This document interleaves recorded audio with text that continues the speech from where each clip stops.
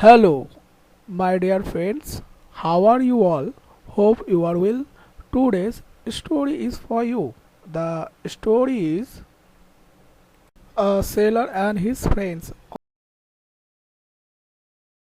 Once a sailor and his three friends were sailing across the ocean. As they were very tired, they landed on an island. They were very hungry, so they started cooking there. Suddenly, the island shook. At first, they thought it to be a mild earthquake, but to their horror, they saw that it was actually a huge sea creature raising its head. They swam for their lives and reached the ship to make a dish from there.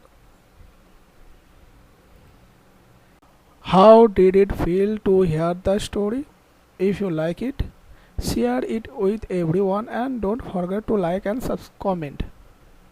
If you want to hear more interesting stories, subscribe to my channel and click on the bell icon. Thanks to everyone for listening to the story.